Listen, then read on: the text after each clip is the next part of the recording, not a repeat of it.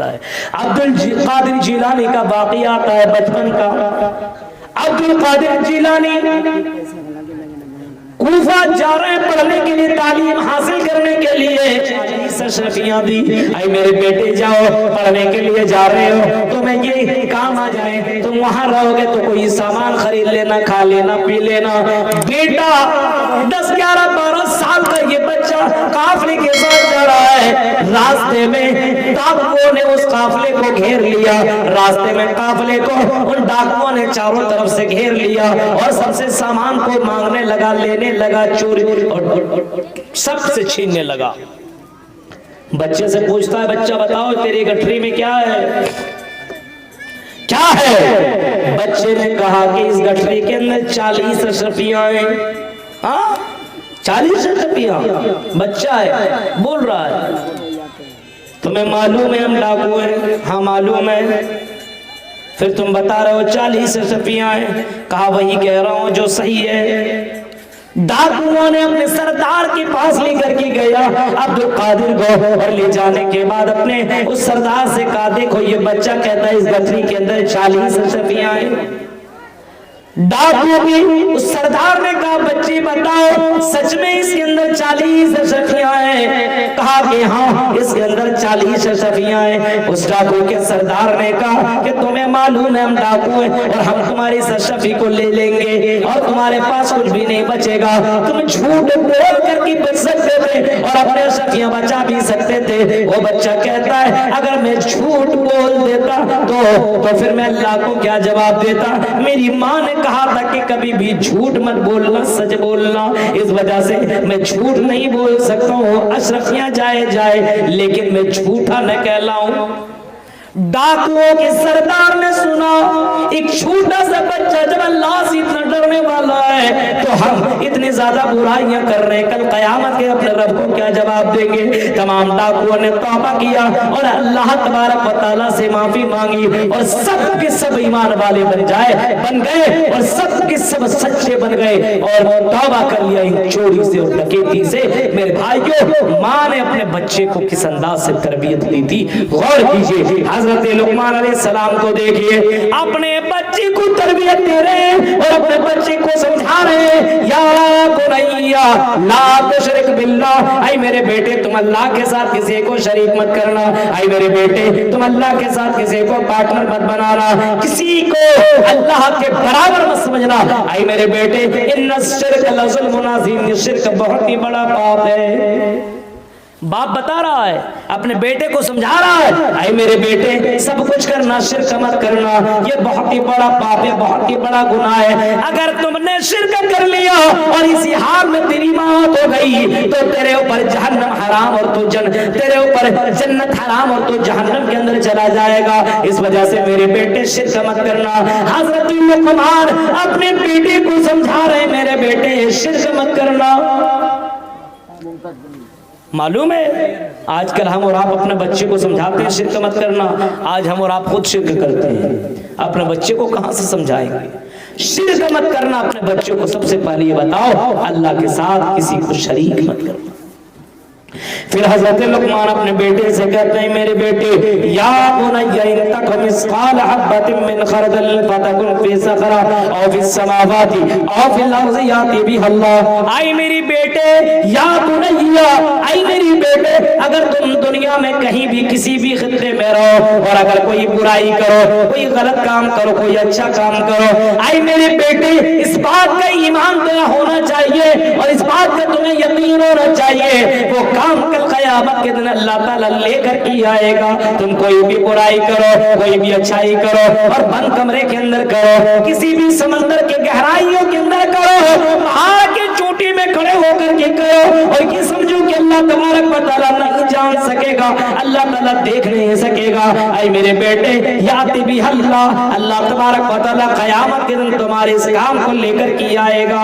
غور کرو، سوچو میرے پیارے ساتھیوں، تصور کرو اور اندازہ لگاؤ، جناب محمد رسول اللہ صلی اللہ علیہ وسلم تو بھی یہی تعلیم دے رہے اور یہی کہہ رہے، اللہ کے نبی کہہ رہے کہ اللہ رب العالمین عرش کے اوپر ہوتے ہوئے فرش کی تمام چیزوں کے اوپر نظر رکھے ہوئے ہیں. غور کیجئے, حضرت لقمان علیہ السلام اپنے بیٹے کو سمجھا رہے ہیں, میرے بیٹے اس کام کو اللہ لے کر کے آئے گا. اگر اپنے بیٹے سے کہہ دو, اپنے بیٹی سے کہہ دو کہ کہیں بھی یہ کام کرو گے, ہاں یہ کام کر لو گے, لیکن میرے بیٹے اس کام کو اللہ تعالیٰ لے کر کے آئے گا. اور اپنے بیٹوں اور اپنے بیٹیوں کو سمجھا دو, اے حال پیدا کے لوگوں, اے کٹیہار کے لوگوں, اپنے بچوں کو تعلیم دو, اس کو بتاؤ اے میرے بیٹوں جس حال میں تم مرو گے اسی حال میں قیامت کے دن اٹھائے جاؤ گے.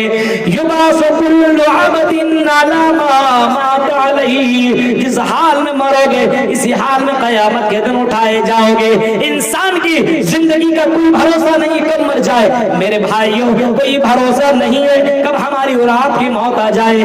اس وجہ سے کوئی برائی کرنے سے پہلے سوچتے رہو, اگر اسی حال میں مر گیا تو قیامت کے دن اسی حال میں اٹھایا جاؤں گا. اس وجہ سے میرے بھائیوں برائیوں سے اپنے آپ کو بچاتے رہو, شراب کے ان اڈوں سے اپنے آپ کو روکو, شراب سے توبہ کرو, زنا سے اپنے آپ کو روکو اور زنا سے توبہ کرو میرے بھائیوں, کیونکہ اللہ رب العالمین کا پاور اتنا زبردست ہے کہ کسی بھی کونے میں رہو, کہیں بھی رہو, اللہ رب العالمین تیری حرکتوں کو ریکارڈ کرو.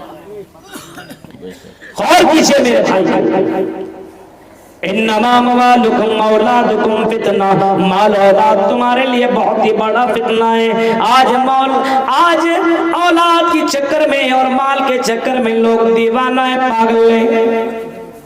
بیٹا جو کہتا باپ سنتا ہے, اس کی ماں سن رہی ہے, بیٹی کوئی بات کہتی ہے تو ماں اس کی بات کو سنتی ہے.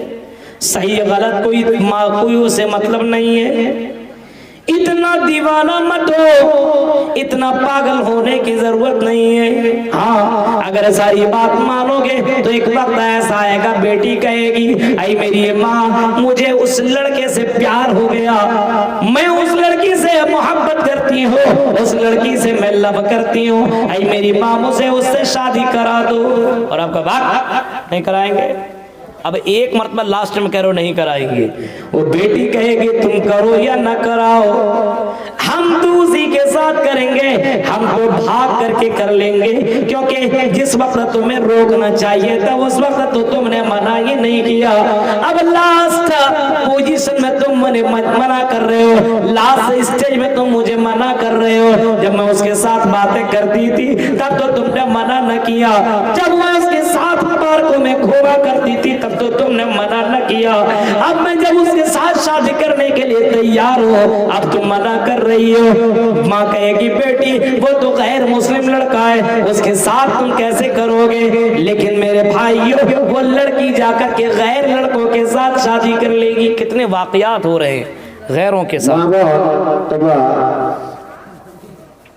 অনেকক্ষণ থেকে ইন্তেজার করছে, এবারে 10 মিনিটের মধ্যে মধ্যে স্যার নিজের বক্তব্য দিতে করবেন এবং মৌলানা মুমতাজ আহমদ কাসেমি সাহেব স্টেজে এসে উপস্থিত হয়ে গেছে, যিনি বাংলায় বক্তব্য রাখবেন. যেহেতু তোমরা যাবে না বসে থাকো, ইনশাআল্লাহ 10 মিনিটের মধ্যে মধ্যে তোমাদের জন্য স্যার মুমতাজ আহমদ কাসেমি সাহেব উনি বক্তব্য রাখবেন.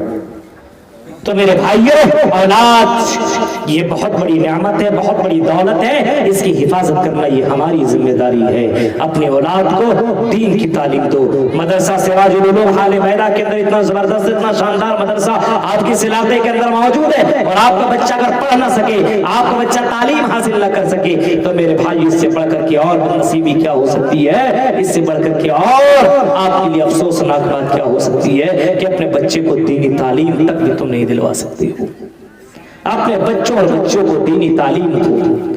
دین جانے گا, اسلام جانے گا, تب اسے پتا چلے گا کہ اللہ کا پاور کیا ہے, تب اسے پتا چلے گا ماں باپ کا مقام کیا ہے, تب اسے پتا چلے گا بہنوں کا حقوق کیا ہے, تب اسے پتا چلے گا سماج کے باہر بڑوں کی عزت کیا ہوتی ہے اور چھوٹوں کے ساتھ رہنے کا طریقہ کیا ہوتا ہے. تب اسے معلوم ہوگا یہ اسکول یونیورسٹی اور یہ ساری چیزیں تمہیں نہیں بتائیں گے, یہ اسلام تمہیں بتائے گا, یہ مدارس سے تمہیں پتا چلیں گے. اس وجہ سے میرے بھائیوں اپنے بچوں کو دینی تعلیم دو, تربیت دو, سمجھاؤ اور اپنے بچوں کے اوپر نظر دوڑاؤ. بچوں کی تربیت دینے کا طریقہ یہ بھی ہے کہ بچوں کو دیکھو کہ وہ بچہ کی دوستی کس کے ساتھ ہے.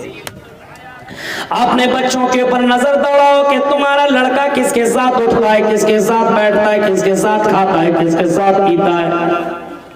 اگر وہ لڑکا تمہارے ایسے لڑکوں کے ساتھ رہتا ہے جو شراب پیتا ہے, جو غلط کام کرتا ہے, تو ایک نہ ایک دن تیرا بیٹا بھی شراب پینے لگے گا.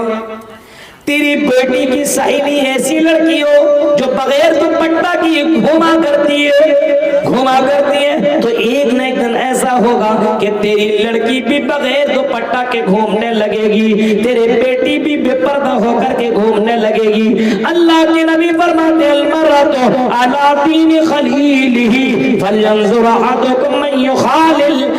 ہاں, اللہ کے نبی فرماتے کسی کو دیکھنا تو اس کے دوست کو دیکھو کہ اس کا دوست کیسا ہے. فلینظر احدکم من یخالل. میرے پیارے ساتھیو, اس وجہ سے اپنے بچوں کے اوپر نظر دوڑاؤ اور ٹائم دو اپنے بچوں میں, اپنے بیٹیوں میں ٹائم دو, اور اپنے بیٹوں کے بارے میں پتہ کرتے رہو میرا بیٹا کس کے ساتھ رہتا ہے, کیا کرتا ہے. آپ کو کوئی مطلب نہیں ہے بیٹا کیا کر رہا ہے کیا نہیں کر رہا ہے, کوئی مطلب نہیں. نظر رکھو, اور بہت زیادہ غصہ ہو کر کے نہیں, محبت کے ساتھ پیار کے ساتھ اپنے بچے سے بات کیا کرو, سمجھاؤ. آپ کا بیٹا ضرور مانے گا, آپ کی بیٹی ضرور مانے گی. یہ بہت بڑی نعمت اور بہت بڑی دولت ملی ہوئی ہے میرے بھائیوں. اپنے بچے کو دینی تعلیم اور تربیت سے آراستہ اور پیراستہ کرو, ورنہ قیامت کے دن انہی اولاد کی وجہ سے آدمی جہنم میں جائے گا. اگر اللہ نے اولاد سے نوازا ہے تو اپنی اولاد کو صحیح تعلیم دو, تربیت دو, اور اللہ سے ڈرنے کی تلقین کرو. اللہ کے نبی صلی اللہ علیہ وسلم نے اپنے زندگی میں اپنے بیٹیوں کو ڈرایا, اپنے پریوار والوں کو ڈرایا, اپنے قوم اور اپنے سماج کے لوگوں کو اللہ کے نبی نے ڈرایا. آج ضرورت اس بات کی ہے کہ ہم بھی وہی کام کریں. حضرت یعقوب علیہ السلام مرتے سمے اپنے بیٹوں کو جمع کیا, اور جمع کرنے کے بعد اپنے بیٹوں سے کہا یا اے میرے بیٹے اذ قال لبنیہ ما تعبدون من بعدی, اے میرے بیٹے یہ بتاؤ کہ میرے مر جانے کے بعد, میرے چلے جانے کے بعد تم کس کی عبادت کرو گے. اے میرے بیٹے میرے سامنے تو تم اللہ کی عبادت کرتے ہو, لیکن یہ بتاؤ کہیں میرے مرنے کے بعد تم کسی اور کی تو عبادت نہیں کرو گے. اذ قال لبنیہ ما تعبدون من بعدی, اے میرے بیٹے یہ بتاؤ میرے مر جانے کے بعد تم کس کی عبادت کرو گے. حضرت یعقوب کے بیٹوں نے جواب دیا تھا قالوا نعبد الہک و الہ آبائک ابراہیم و اسماعیل و اسحاق الہا واحدا. اے میرے ابو جان آپ کو گھبرانے کی ضرورت نہیں ہے, تیرے چلے جانے کے بعد بھی ہم تیرے رب کی عبادت کریں گے.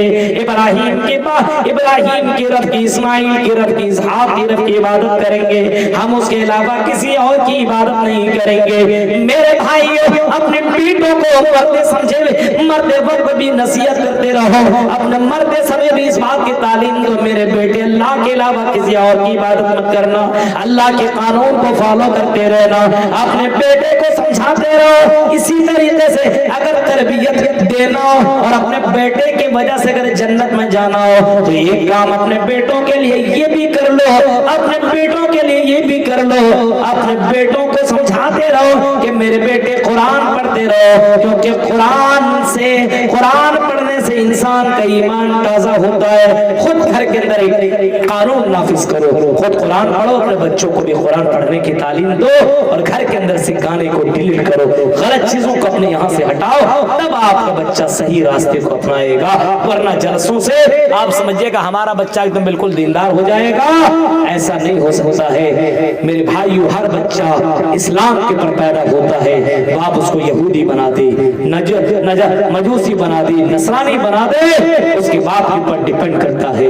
اس وجہ سے اگر آج ہمارا بچہ, ہماری بیٹی اگر بگڑی ہوئی ہے اور ہمارا بیٹا اگر بگڑا ہوا ہے تو سب سے بڑی وجہ اور سب سے بڑا کارن یہ ہے کہ اس کے ماں باپ اس معاملے میں بالکل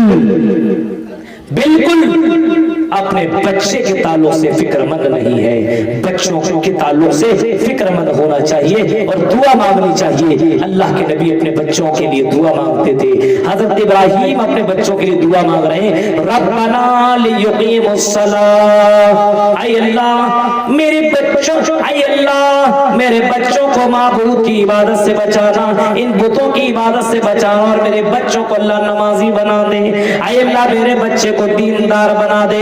आप भी अपने बच्चों के लिए दुआ कीजिए। माँ बाप की दुआ अल्लाह ताला बहुत सुनता है, और अल्लाह ताला माँ बाप की दुआ बच्चों की औलाद की हक में रद्द नहीं करता है। इस वजह से मेरे भाइयों, ये चंद बातें थी जो मैंने आपके सामने रखी है औलाद की तरबियत के ताल्लुक से। अपनी औलाद, क्योंकि औलाद ही सब कुछ है, ये आने वाला ये मुस्तकबिल है, ये आने वाला फ्यूचर है। अगर ये सुधर गया तो आने वाला फ्यूचर हमारा बिल्कुल रोशन है और हमारा ये फ्यूचर सुधर जाएगा। लेकिन अगर ये नौजवान नस्ल, ये बच्चे अगर बिगड़ गए तो मेरे भाई की कमर टूट जाएगी। तकरीरें करा करके थक जाओ, समाज के अंदर इस्लाह नहीं हो सकता है। अपने बच्चों और अपने नौजवानों के ऊपर जोर डालो और कोशिश करो कि अपने बच्चों को दीनी तरबियत दो और ऐसी जगहों पे भेजो जहाँ पे क़ाल अल्लाह और क़ाल रसूल की तालीम होती हो। अल्लाह रब्बुल आलमीन से दुआ है, रब्बुल आलमीन जब तक तुम्हें जिंदा रख, इस्लाम के ऊपर जिंदा रख, जब भी खात्मा हो ईमान के ऊपर खात्मा हो। आमीन। व आखिर दावाना अल्हम्दुलिल्लाहि रब्बिल आलमीन। वस्सलामु अलैकुम व रहमतुल्लाहि व बरकातुहू।